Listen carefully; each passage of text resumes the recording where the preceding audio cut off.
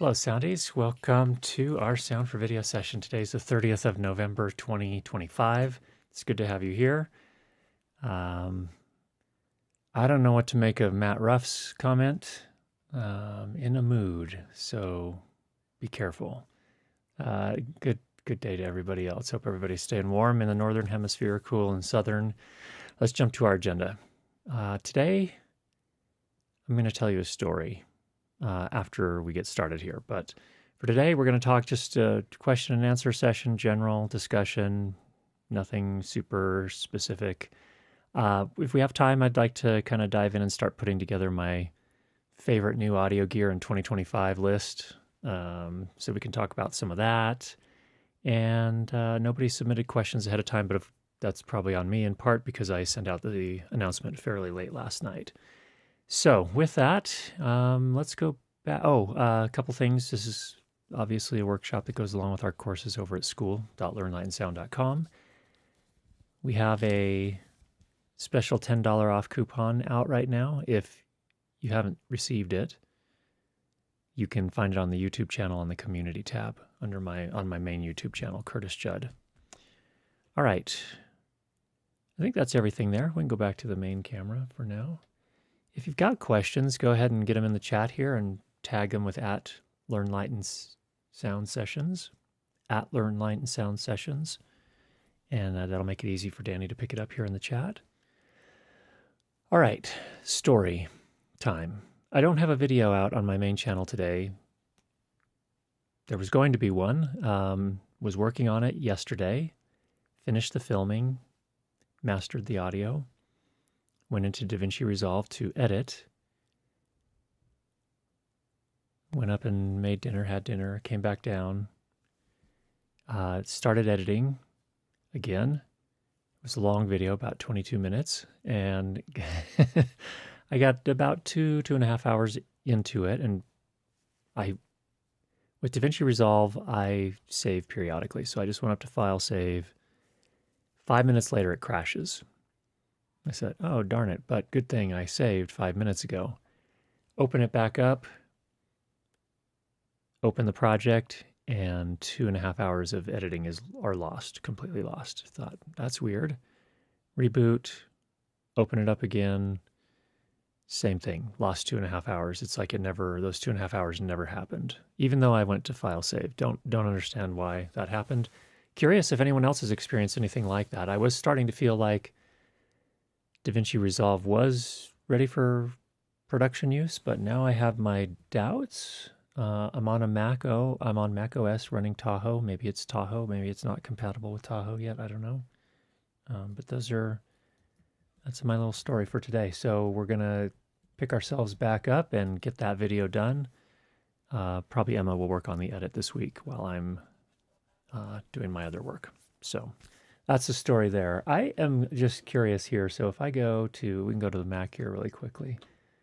Just looking at DaVinci Resolve.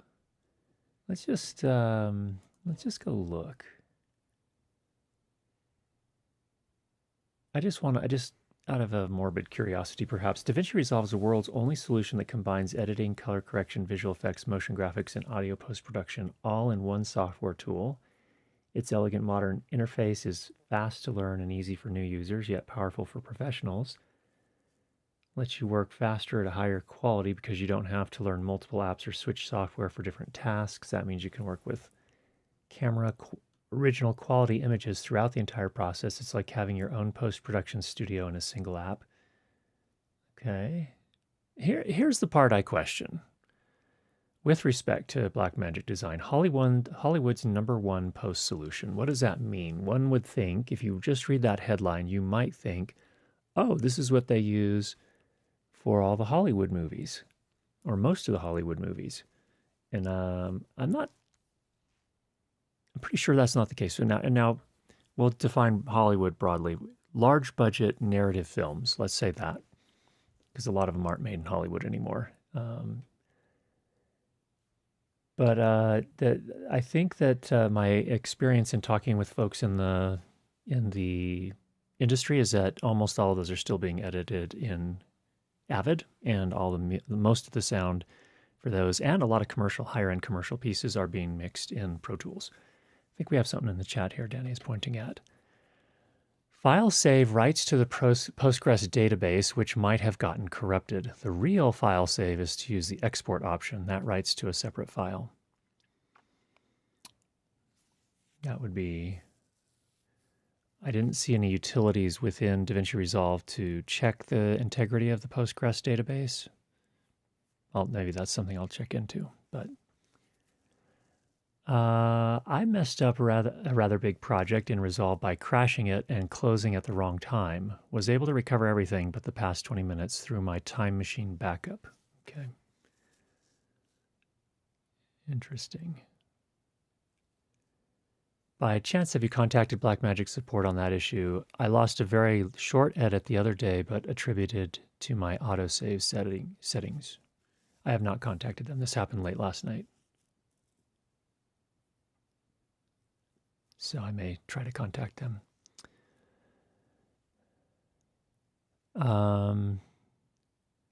I forgot what TIL means. Do you remember what TIL means?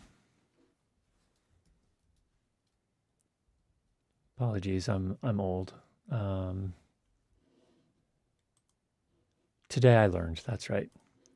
Today I learned that DaVinci Resolve has a Postgres database. Yes, it's unique in that fashion. It stores all the projects in a database. You choose where you want it to store the database on your drives. Excuse me. Or you just use the default. But yeah, it does use a database and has for quite a long time. I did not have that misfortune, but for years I am saving both to database and a project file. Okay. I saw Doc on F1 and it wasn't done in DaVinci. Glad I used Final Cut. That's the thing, is I've used Final Cut for years and we've never, as I recall, it's crashed, but I don't recall losing a lot of work like this. So that was kind of a little bit surprising, honestly. Ha ha ha, Curtis thinks he's old, youngster. Well, I keep forgetting these little acronyms. TIL, today I learned. I've never experienced anything like that since using DaVinci Resolve. Began with version 16. Rare crash, currently Mac Studio M2 Max. Operating system Tahoe. It's good. I'm happy to hear that. And that had been my experience up to today, or yesterday. The impression I have is Resolve is still commonly used for color correction, but not for the entire edit. Yeah, and there are also some other color correction tools that are being used at the top of the industry. By that I mean on the higher end projects. But yeah, okay. All right, that's enough of that sob story. Thank you for hearing me out. Are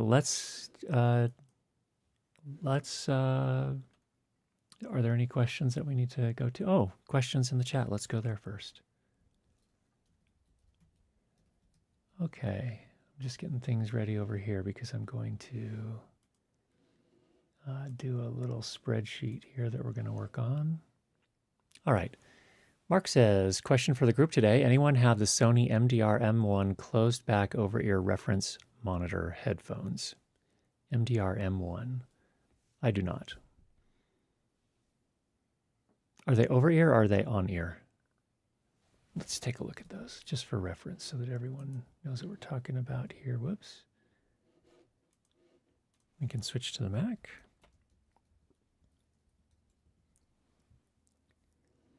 MDR M1 over-ear reference monitor headphones. There they are.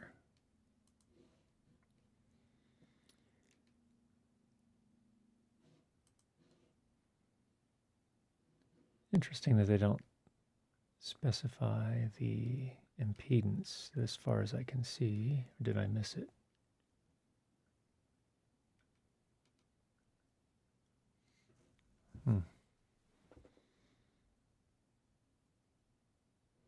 Yeah, interested to hear if anyone else has experience with those or what your experience is with them, Mark.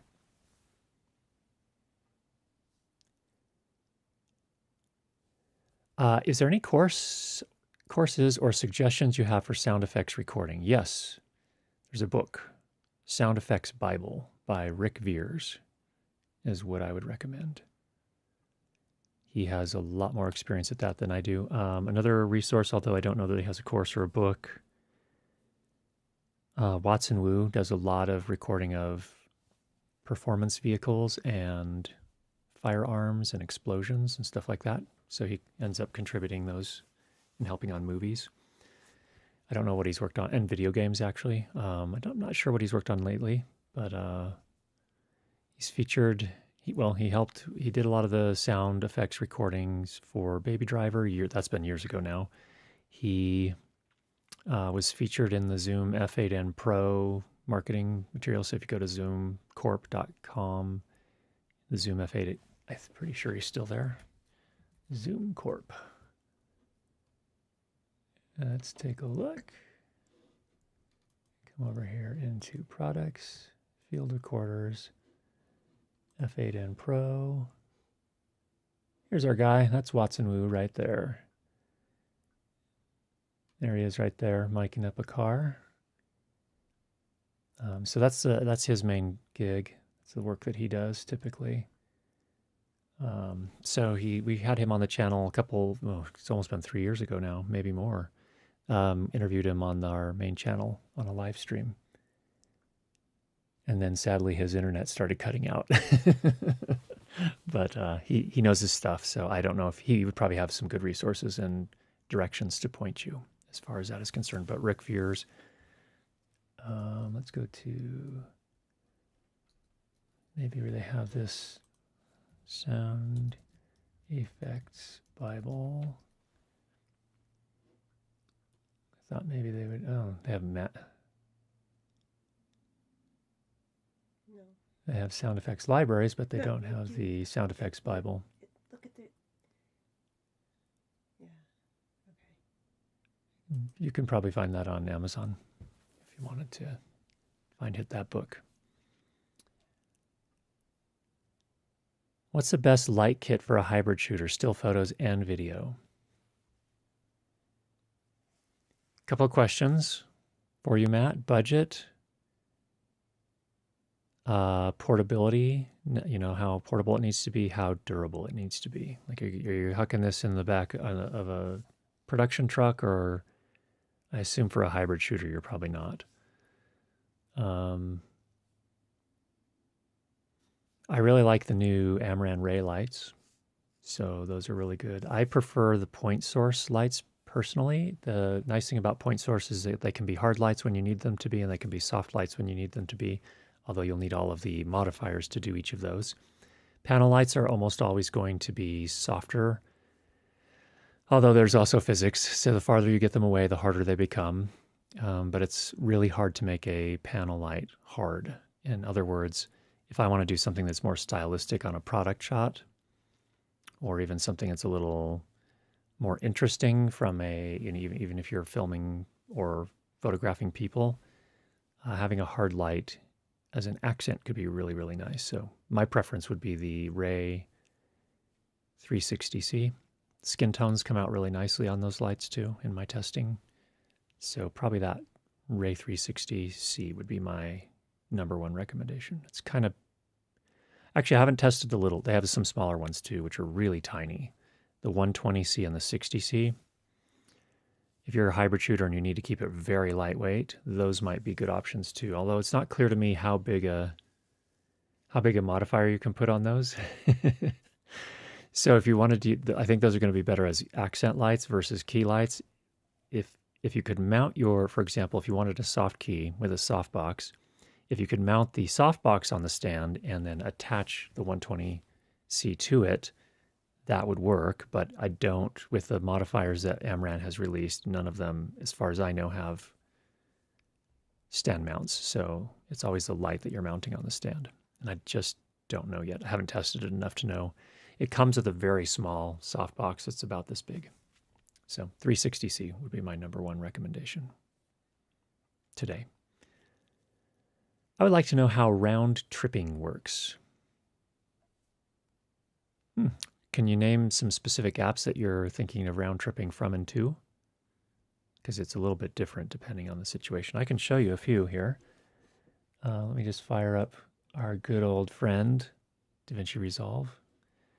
We're working through it, people. It's going to be okay. Here's the project that crashed. I had so much more B-roll cut in than this. But we'll go ahead and turn that off. Also, thanks to everyone last week for helping me learn some new things about DaVinci Resolve in edit mode, or on the edit tab. That smooth cut has been helpful in a few cases. So round tripping, let's just think about it in these terms. If I am here and I have an audio clip, I can choose that particular audio clip, right click, go to external audit process and click RX. And what it will do, it opens that clip in RX audio editor. Then as soon as I'm done, let's just make some obvious change here. Actually, no, this is a project I need. Let's not do this. But after I make the changes, it creates a new version of this clip and puts it in this same spot here. So you wouldn't want to change the length or cut anything out, but you can definitely process it in RX. That's how it works with RX. Yeah, so hopefully that makes sense. You could also select a larger range, or you can bounce all of the entire mix down to a new track. And then if you wanted to do like your final processing before you finished your video, then you could bounce it to a new track, take that to RX, do the processing, bring it back, mute all the other tracks except for the one that you bounced, and that becomes your final mix. I can open up another project and actually show you this. So let's not mess this project up. I need this.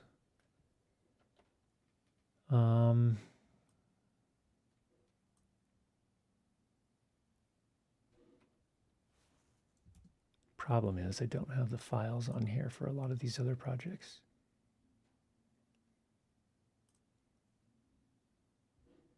Yep. Just looking for a project here real quick. I think I have Amaran Ray. I do have Amaran Ray. Okay, we'll make a copy. So we can go back over to the Mac here. We'll come here into our media pool. And I will just duplicate this timeline. Can I just duplicate it? There's probably a way. Here we go, duplicate timeline. We're just going to do this as a demo timeline so that I don't accidentally do that. Okay, we are on our demo timeline. Yes, okay. So let's just show you how I would do this here. Turn off our effects, Shift Z to make it fill the screen. What I can do here is come to, now this is where they've moved things around. The menus have all changed. Might be Fairlight. What I'm trying to do is bounce the entire mix to a new track. Used to be under timeline. Here it is, audio, bounce mix to track. So we'll bounce the bus 1, that's where we're sending all of our audio, to bus 1. And we're going to bounce it to a new track. And it's a stereo track. So here it goes.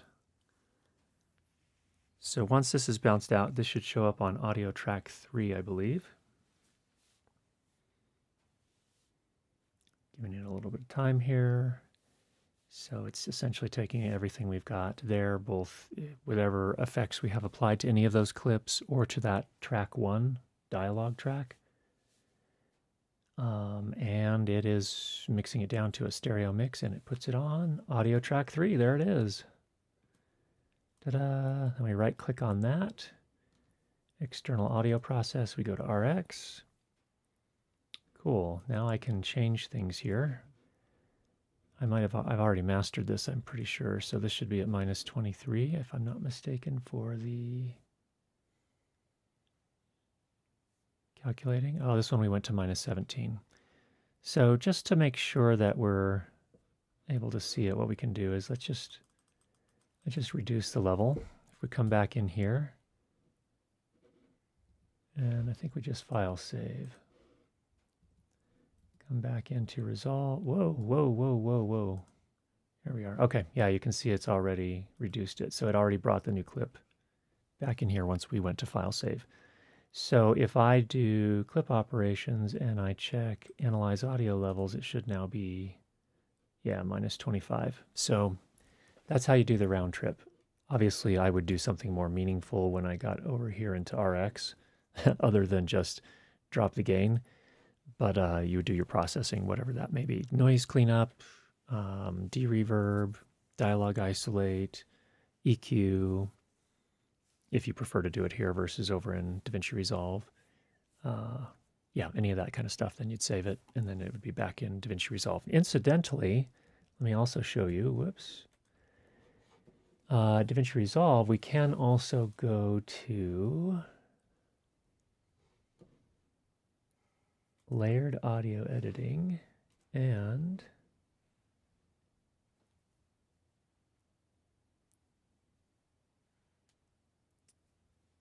how do I show the different layers?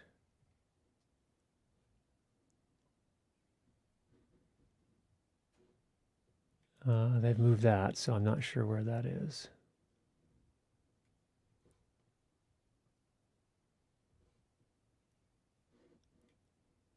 Not seeing it there.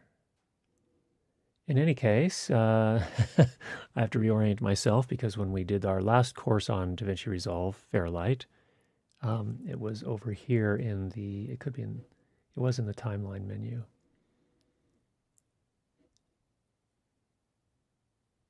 There's another setting that essentially allows you to show the multiple layers.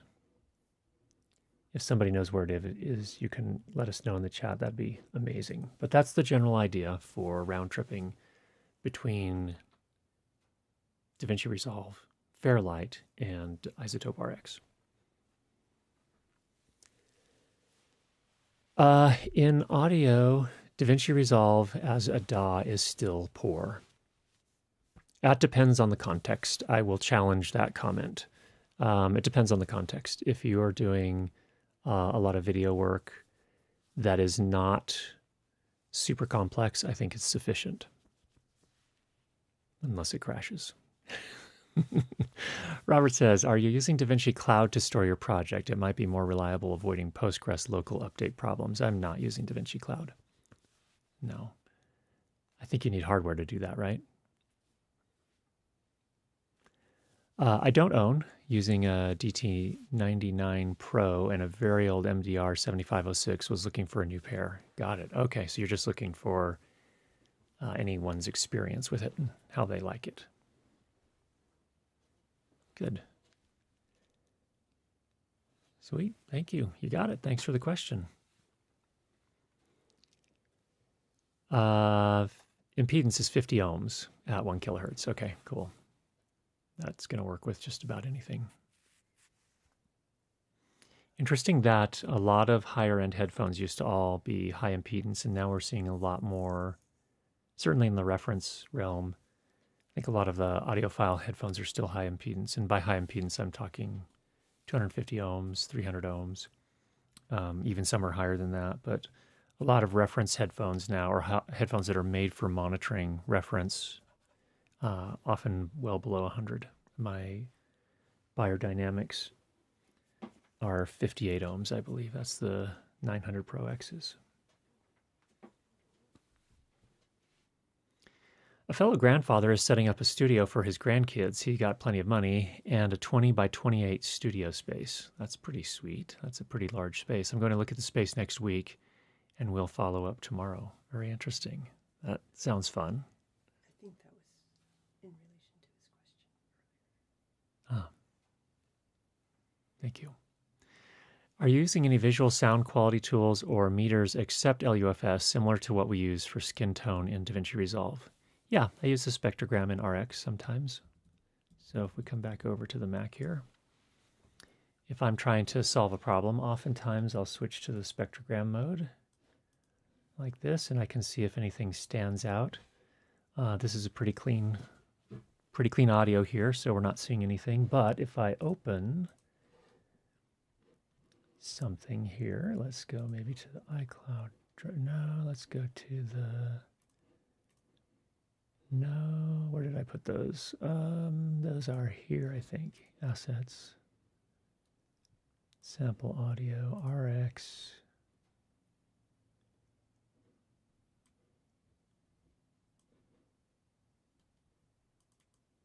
Here's one. You can see definitely the ringtones. So if we zoom in here, see all this stuff here? That's a very definite ringtone from a mobile phone. When I need to get in and kind of clean those kind of things out. Spectrogram mode is, or spectral mode is absolutely critical, really helpful. So yes, that's one of the visual tools that I use. I use real-time analyzers periodically, not a lot, but those can be helpful too. Spectrum analyzers. Your quote, "Don't have the files on here," close quote comment prompted a question. What is your media management for all your YouTube videos over the years? Glad you asked. So I have, if we come back over to the Mac here, looking here, you can see we have the Macintosh hard drive. Obviously, the drive built into the computer is just for the operating system and apps. That's where all that gets installed. I have a current projects work drive. I have a drive where I store things. So for example, all of the videos these are the final exports of all of my YouTube videos for the year, plus the thumbnails, plus the subtitles, plus the sound for video session. Oh, those didn't make it. Oh, those are over here.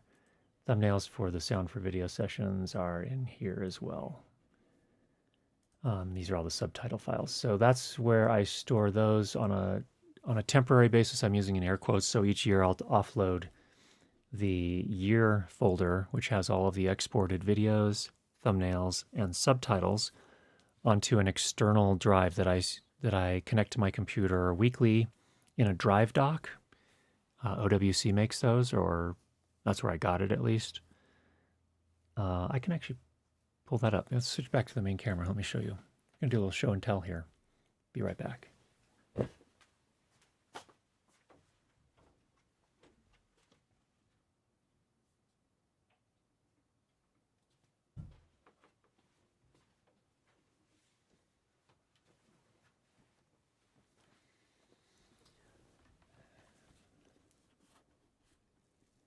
I don't know. It's going to try and focus on me probably. There it is. This is the, carefully now. This is the OWC something dock.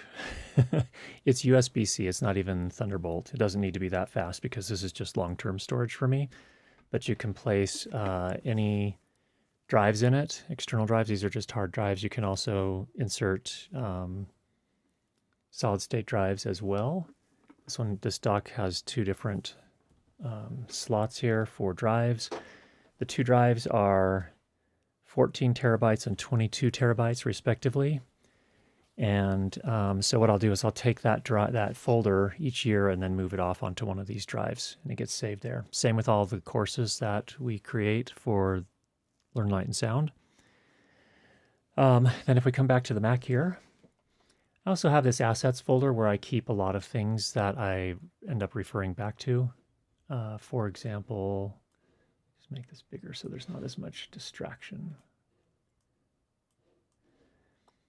We have an assets folder where I have these sample audio clips that we just pulled up. I've got a whole bunch of sound effects that I've used over the years.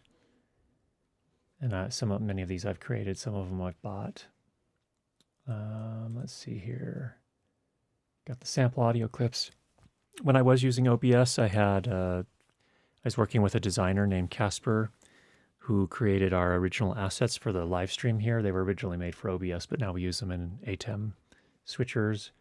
That's all in there. I've got a bunch of music in here that I have used on the YouTube videos that I've sourced from MusicBed over the years. My brother has some tracks that I've used as well. Many years ago, I had several different LUTs. I don't generally use those. Got a bunch of graphic assets that I use throughout my videos. Things like little icons. Those are cameras. recorder, like little stylized things to be able to teach concepts here. Many years ago, my brother and I started a YouTube channel. I think it was in 2016 or 17, and it went for a while. It was called Film Talk, but we had a couple of assets there that I've used. I've reviewed a whole bunch of lights over the years, and here are all the photometrics that I've saved over the years for all of those. And then what are the backgrounds here? These are just graphic assets that you can drop behind video. I don't know why I have these, honestly. And then this is our project template that we use for each week for our video. So every week when we start, I'll make a copy of this and move it to the work drive, which is over here, rename it to whatever the current project is, and then it has everything laid out and ready for us. So what that looks like is the way I have things organized. I have a raw audio folder, raw footage folder, and then I don't ever use the footage folder these days, but the audio folder. So what we do is we actually process our audio first. So I'll put the raw audio recordings and clips in here. We'll process them and then we'll save them here. And then when we get the project started, you can see we still have our Final Cut template here, even though we've started working in Resolve over the last little bit. We'll drag in the audio from the audio folder and the video footage from the raw footage folder, and then sync those up and start the edit from there.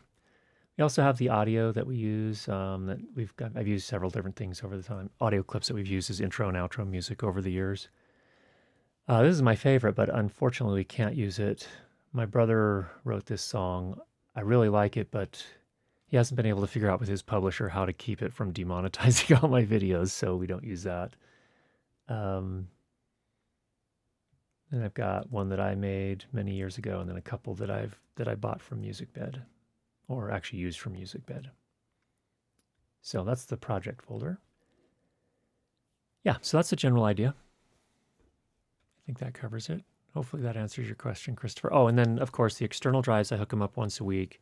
I use Backblaze as a cloud backup service, so it backs up all of the drives connected to the computer, including these long-term storage drives in the dock.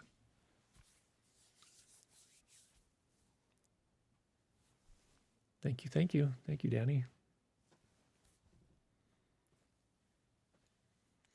Christopher Tura, media management would certainly be a good topic for a workshop at some point. I agree. Yeah. No external hardware needed for Blackmagic Cloud. Been using for several months now with an offsite editor. Works pretty well. Ah, good to know. Entry-level DaVinci Cloud is $5, which gives you storing $5 per month, which gives you storing a project database and a small amount of cloud storage. No hardware needed. Okay, that's good to know. Maybe we will try that. Although we're kind of looking to decrease costs, not increase them. We have to see if that would decrease some other cost. Love your very straightforward names for your external drives. All mine are named for 70s Saturday morning cartoon characters and Frank Zappa album titles. As long as you know what it means, that's good. In our case, it's both Emma and I that are in there, so I need her to understand as well. She's not quite as up on the Saturday morning cartoon characters from the 70s as I am. So that might make things a little tricky for her. So you don't use a NAS? I don't anymore. I used to.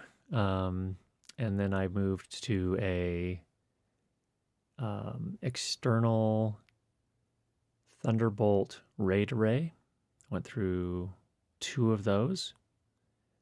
And now I just use external SSD drives.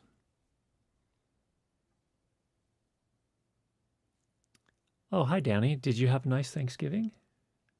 She gives a thumbs up.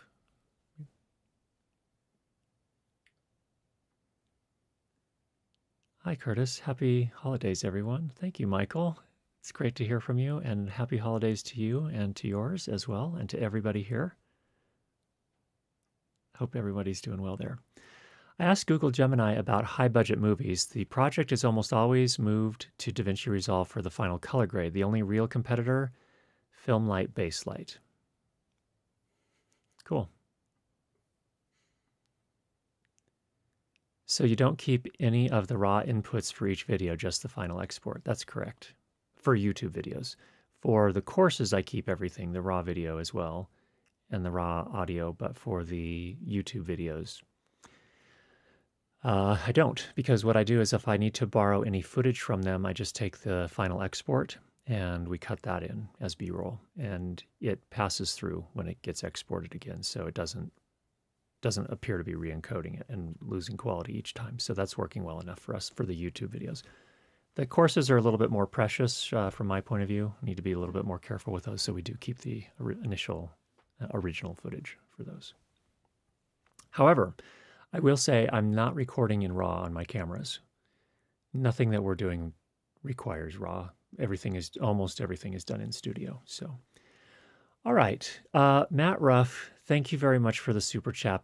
I can't get your file back for you, but I can buy you a shot of your favorite beverage to dull the pain. LOL. Maybe some eggnog or something. This time of year. Thank you, Matt. Appreciate that very much. Christoph, do you have UPS backup power? We do not. No, I have too much stuff here. It'd have to be a really big UPS, so I don't. I do have power conditioners for all of the equipment in this room, but I don't have backup power, unfortunately. We used to, but now we're running too much stuff for it to work at a reasonable level that we can afford. What you recommend someone looking to get their start in production sound do first to start approaching production companies? Offer boom op and PA work, keep taking in information and courses, or all? The way I got paid jobs as a location sound person, and was never working at the top of the industry. I was working on biggest budget thing I worked on was probably there was probably like $50,000 budget, or no, I think one of them had about $100,000 budget. It was more of it was a piece that was paid for by REI, and it was they went to University of Utah, interviewed some researchers there, some faculty, about the effects of spending time outdoors on brain activity. And it was a very interesting piece. For me, it was just a one-day shoot. But the way I got onto that, and a bunch of others that I did, usually smaller budget than that, they're usually 1 or 2 day pieces, was getting tied in with the filmmaking community here. So I had some friends, we had made some short films together. When they got commercial jobs, they would call me up and say, "Hey, can you do sound?" And I said, "Yes, I can." And they said, "What's your rate?" And I said, "Here's my rate." So this is a non-unions. I mean, there's no union formalized here in Utah. Michael Wynn can talk a lot more about this. He may have some really great input, Michael, if you're still there. But I was just working at that level in the industry. It was not at the top end. So now I'm just too busy to do much of that. I do get requests. Oh, no, there was another person that found me that runs a production company here in Salt Lake. He just happened to find me from YouTube. So he contacted me via my YouTube channel. I have my email address on the channel, and he just contacted me and asked if I could help with sound. And I actually, that is another piece. I worked on American Chopper, one episode of American Chopper back in the day. So I think that's the main way I did it. Michael would probably have some other input for you as well. But yeah, learning everything you possibly can, getting to know other mixers and in my case, it was DPs that I got to know, because a lot of times they'll be contracted, and then on these smaller pieces, and the company that's contracting them will say, "Do you know any sound people that you could hire?" And that's how I ended up getting in. So it's largely getting to know people and getting tied in, making relationships, building relationships. Okay. I feel the pain. Back in the day, I did editing on PC with Vegas, and PCs and good old Windows XP days, though it's better than Windows 11.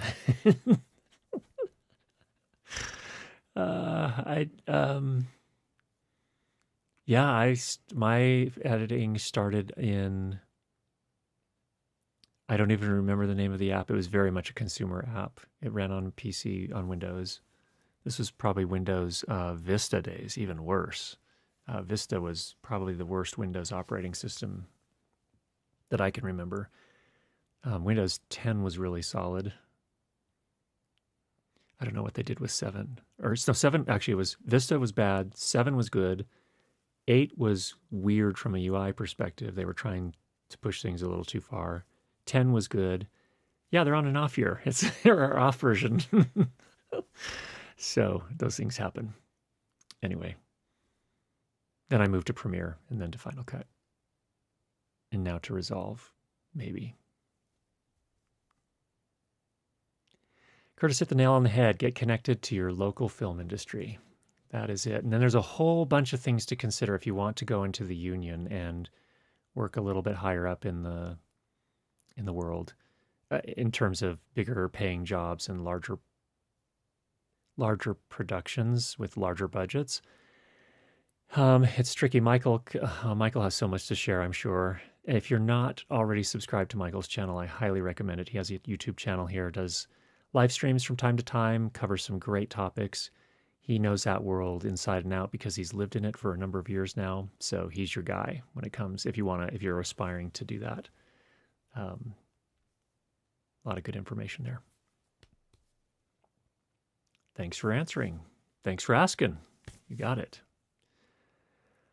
All right, it's back to Mark. Do you know of a way to get DaVinci Resolve to save your round-tripped audio files into the project folder rather than the default media storage location? I do not know of a way to do that, unfortunately. DaVinci Resolve is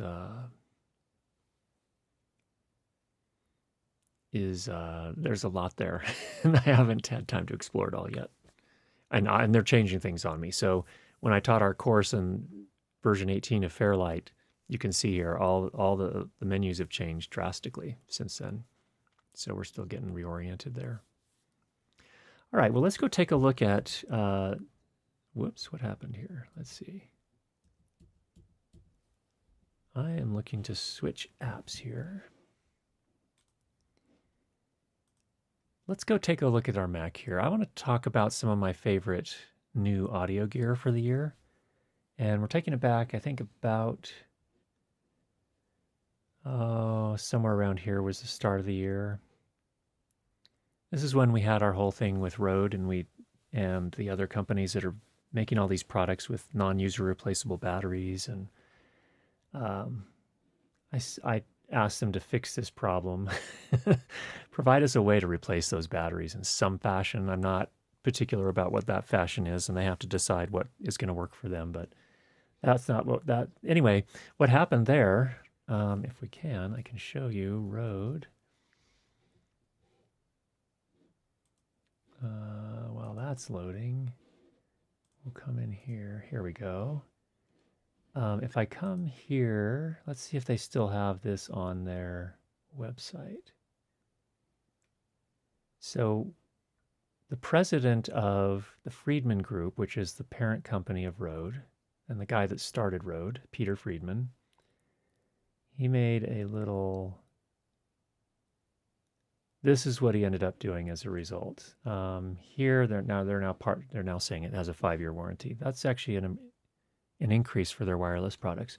But he ended up writing, I take my obligations to our customers, the environment, and future generations seriously. To that end, and to give comfort to current and future Rode customers, we have implemented a 5-year warranty on all wireless products. Oh, this changed. Now they're just saying you get 5 years. Well, let's read the rest of it. This means if you own a Rode wireless product, it now has a 5-year warranty, regardless of when you bought it. At the end of the 5-year period, Rode will offer you a seamless and cost-effective pathway to upgrade. I also give you my personal guarantee that all future Rode wireless product designs will have user-replaceable batteries where possible, or be supported by our 5-year warranty and sustainable battery recycling program. If you have a Rode wireless product that requires responsible disposal, please contact our customer support team. Peter Friedman, AM founder.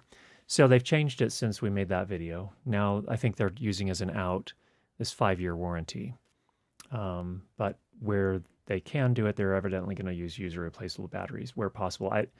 There's a lot loaded in that where possible. I'd love to see them actually make user replaceable batteries in their products, or make products that can be user replaced, even if it involves cracking the product open with a custom tool and replacing a battery and then snapping it back shut. That's what Deity does. That's what Tentacle does. Tentacle Sync does. I mean, it's fine too. If there's a 5-year warranty and a recycling program, I suppose that's okay too. It's not ideal in my mind, but it's something. So anyway, that's where we ended up there. But coming back, products. This one was where we used a let's see. Oh, this was Nectar, the iZotope Nectar Auto Leveler. I don't actually end up using that anymore. I found it's really hard to use, so I don't use it anymore. So that's not one of my products of the year. Sorry, iZotope.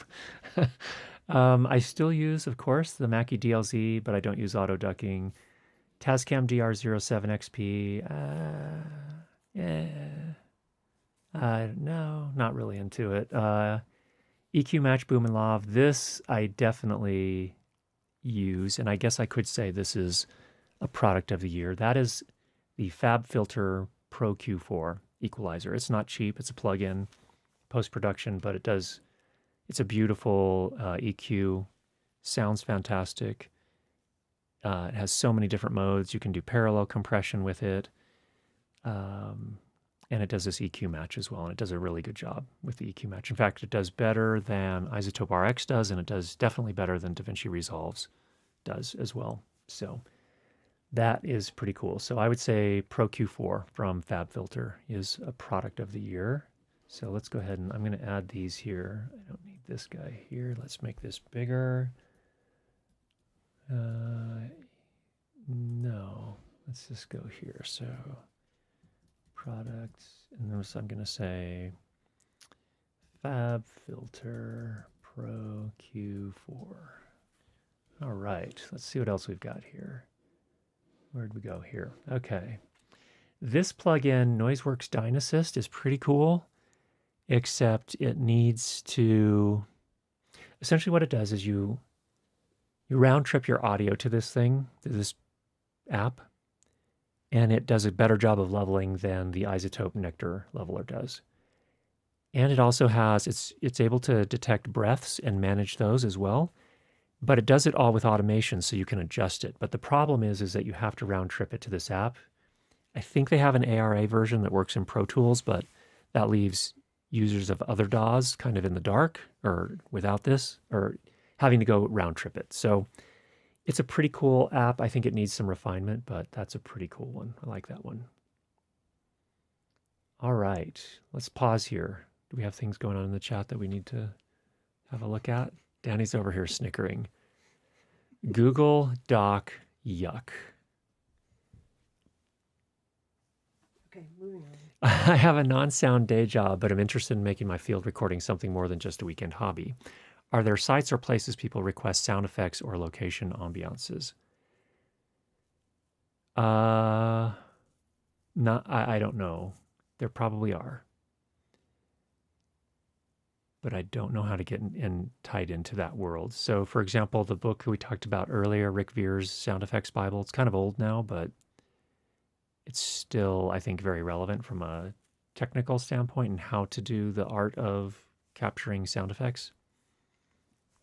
He may have some recommendations. I haven't seen him online lately. I don't know what he's doing lately.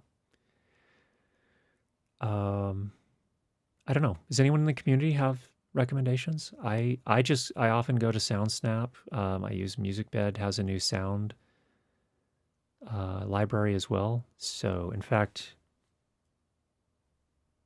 yeah, there are lots of them. Mangione has a bunch of, he's made some really good sound effects libraries that are used a lot in the industry, even on the large budget films. Don't remember what he's called, but if you do a search for, what's his last or his first name, man.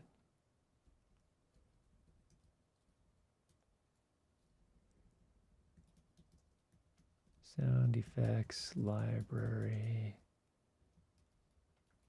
Mangione? I don't remember how you spell his name.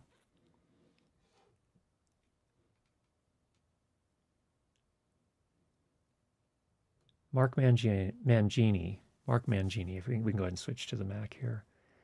He has the Pro Sound Effects. He does the Odyssey collection. I really don't know how to tell you how to break into that area because that's not something I've done, but I would go Mark Mangini is a well-known name in that space. He may have some recommendations. Matt Ruff, how old is your version of Lotus 123? Ha ha. I have a funny story about Lotus 123. Oh no. Oh, let's not go there today, people. I mean, you do anything you want in the chat. I thought a lot of big film studios are shutting down in LA because of tax credit and are building studios in London because the cost of production is a lot higher in LA. My understanding, Mr. Wynn, Michael Wynn can also tell you about this, but some number of years ago, a lot of production ended up moving to Atlanta, Georgia, out of the Los Angeles area, out of Hollywood. And now there's a more recent transition where a lot of it's going to Europe and other countries. So yes, there is a lot of stuff moving. So if you're going to get into production, I don't know what that means in today's world, except at the highest level for working on the big budget films. For someone like me, I'm a director of video for an education team at a tech company. So those kind of things are available, but I don't know what it looks like to be a full-time production sound mixer. Michael could talk a lot more to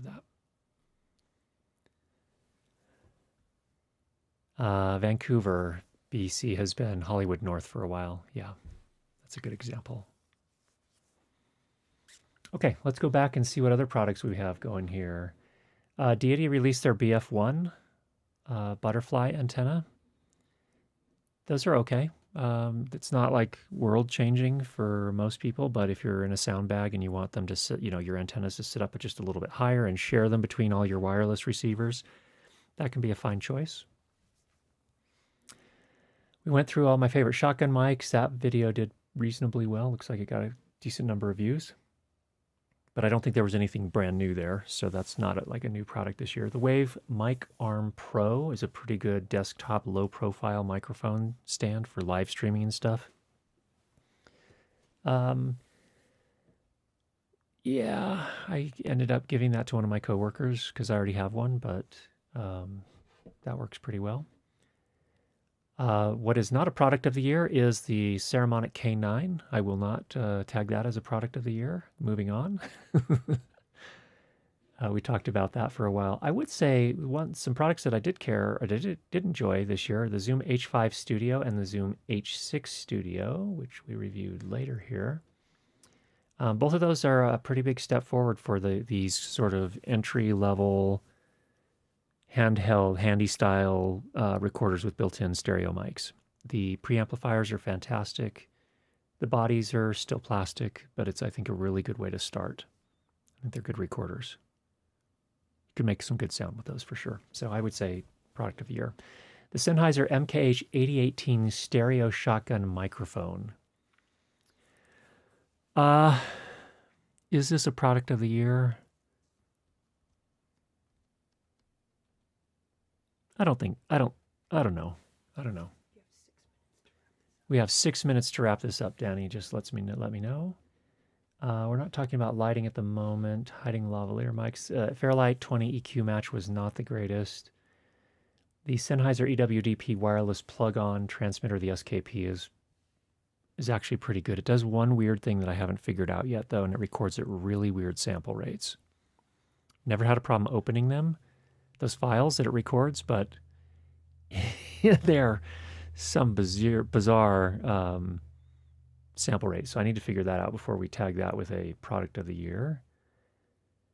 Sonox Soften plugins, okay. Probably not a product of the year. Timecode Basics. Oh, this voiceover mic, the Warm Audio WA87 Junior SE. I think that could be a fine mic for the right voice, not for my voice. It's too crisp for my voice, but pretty decent large diaphragm condenser mic. Probably not a product of the year though. Radius Mini Alto. Is that a product of the year? I don't know if those are new this year or not.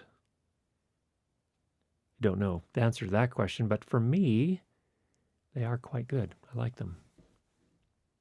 They might be on the list. I'm not sure, but let's go back to the list. We're going to add, I'm just going to say the Zoom H5 and H6 Studio.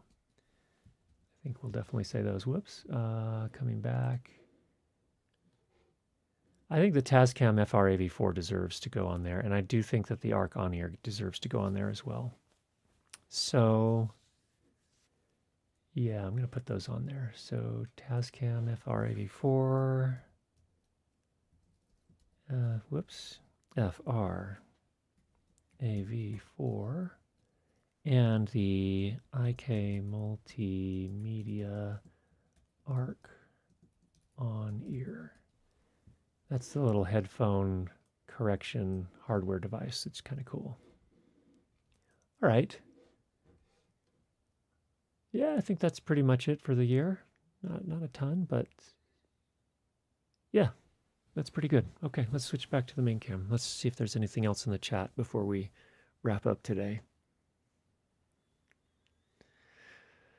I love my H5 Studio. Was about to buy a Zoom F6, but was hesitant about the money. The H5 Studio filled out a mid-product range gap really well. I agree. I think it's a product of the year in my mind.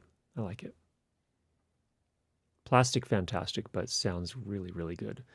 You can say dinner with me at NAB was a highlight of the year as well. LOL. Oh, it definitely was. I can't think of any other experience like that I had all year, Matt. No question. I don't know about a product of the year. Nick says, I love my Radius Alto too. It's a good one. So no mics on your list. Not that are new this year. No, not that are new this year. Don't think this was the year of the mics for me. That leaves next year as a possibility.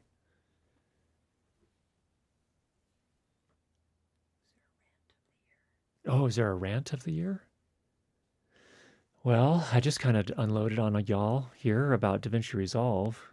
And you took it all very well and suggested that maybe I should try the cloud service. Maybe check my Postgres database and maybe also export the project file from time to time. It's a good idea. Christopher, more so than the FR-AV4, I think the FR-AV2 is a real winner. Maybe it's 2024 though. Yeah, that was 2024 for me. Excellent for small field recorder or drop recorder. Yeah. Yeah, it was a good one. I think it was probably on my list last year, but this year I would say FR-AV4. FR-AV4, by the way, is a much tougher. I mean, this is all metal. All metal. I think they've done a nice job. It's very thoughtful. I think this is probably the niche here for the kind of the target market for this one is these with these HDMI ports for those that are solo production companies having and you're recording to external recorders for your camera anyway. Inserting this into that signal chain, I think works pretty nicely. So you're not doing as much syncing in post. That keeps dropping this in. Lewitt Ray. That wasn't this year, Matt. Was it? Well, part of the problem with, well, there's not a problem, excuse me. Part of the thing with Lewitt Ray is you have to talk into the right side, the correct side of it. Some people I heard talk into the back of it and it doesn't sound that great. So as long as you talk into the front, I'm sure it's fantastic. I found the Lewitt mics to be a little bit too crispy for my own voice. They seem like really good mics, but the reason I haven't jumped all over them is that whenever I review them, I had to put my voice through them, and it requires just about all the de-essing power that my computer can run to manage them because of my voice and their bright voicing. Anybody planning to be on Discord voice chat following the live stream? I cannot today. I have some other things I need to do, but by all means, anyone that's interested, you can jump in on the voice chat on our Discord channel. Let me just add a link to the Discord here for those that have not joined already. I think most people here probably have joined. Marching Band Dad, I saw your latest posts there. Saw the latest video with the noise. I think it's the ticking noise you're talking about. One question I had is, is your phone on while you're recording? If so, can you turn off the radios? That might be something. I have heard something like that before with phones. They just chatter a lot. Okay, where are we? Here we are. If you want to join the Discord, the link is now in the chat. That link is good for 7 days. All right, friends. It's time for us to wrap it up. I hope you have a terrific week. May the computing gods not allow your computer or your apps that are working on critical projects crash on you. And if so, may you have a backup. All right. Get out there and make some great sound. We'll talk to you again next week. Take care.